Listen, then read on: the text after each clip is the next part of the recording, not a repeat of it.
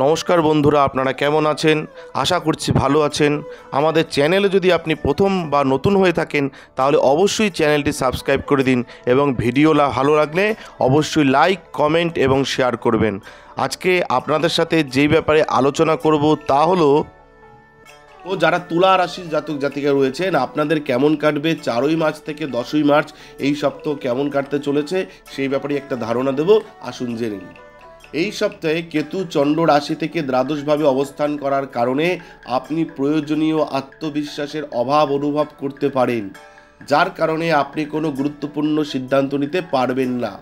অতএব আপনাকে মনে রাখতে হবে যে আপনার কাঁধে অনেক কিছু রয়েছে এবং আপনাকে এটি মাথায় রেখে সঠিক সময়ে সঠিক এবং পরিষ্কার সিদ্ধান্ত নিতে হবে।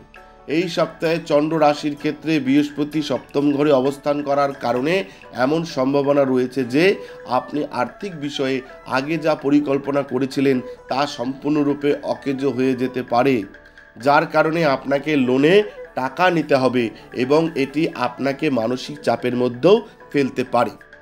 পারিবারিক জীবন সম্পর্কে বলতে গেলে এই সপ্তাহটি আপনার রাশির জন্য খুব ভালো। এই সময় আপনি সবার দৃষ্টি আকর্ষণ করবেন।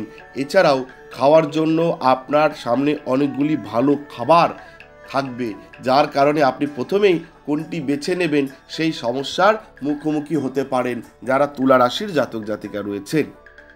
অন্যদের কাছ থেকে পরামর্শ নেওয়া কেবল আমাদের আরও ভালো সিদ্ধান্ত নিতে সাহায্য করে না, বরং আমাদের জীবনে আরও ভালো পরিবর্তন আনে। তাই অন্যদের কাছ থেকে কিন্তু সাহায্য বা পরামর্শ নিতে পারেন। কিন্তু এই সপ্তাহে আপনার ভিতরে চরম নিরাপত্তাহীনতার অনুভূতি আপনাকে অন্যের পরামর্শ নিতে বাধা দেবে, যার কারণে আপনি একা অনেক বড় এবং গুরুত্বপূর্ণ সিদ্ধান্ত নিতে বাধ্য হবেন। এই সপ্তাহে উচ্চশিক্ষা গ্রহণকারী শিক্ষার্থীদের মনে অপ্রয়োজনীয় সন্দেহ তৈরি করা থেকে বিরত থাকতে হবে, কারণ এটা না করে আপনার পড়ালেখা নিয়ে আপনার মনে উদ্ভূত প্রশ্নগুলি সমাধান করা এবং প্রয়োজনে প্রফেশনাল কোর্সে ভর্তির মাধ্যমে আপনার যোগ্যতা বৃদ্ধি করাই ভালো হবে যারা তুলা রাশির জাতক জাতিকা রয়েছেন। আপনাদের বললাম যে এই সপ্তাহ আপনাদের কেমন কাটতে চলেছে, যেই ব্যাপারগুলো বললাম সেটা মাথায় রাখবেন এবং আপনাদের ব্যক্তিগত যদি কোনো সমস্যা থেকে থাকে আমাদের ভিডিওতে দেওয়া নাম্বারে যোগাযোগ করতে পারেন।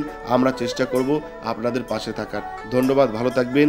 জয় শিবশম্ভু, হর হর মহাদেব, জয় জয় তারা। আমাদের ভিডিও আপনাদের কেমন লাগছে? আশা করছি ভালো লাগছে। তাহলে অবশ্যই লাইক করুন, কমেন্ট করুন এবং শেয়ার করুন এবং চ্যানেলটি অবশ্যই সাবস্ক্রাইব করে দিন। ভালো থাকবেন, সুস্থ থাকবেন, ধন্যবাদ। এবং সকলে অবশ্যই কমেন্টে লিখবেন জয় শিবশম্ভু, হর হর মহাদেব, ওম নমঃ শিবায়।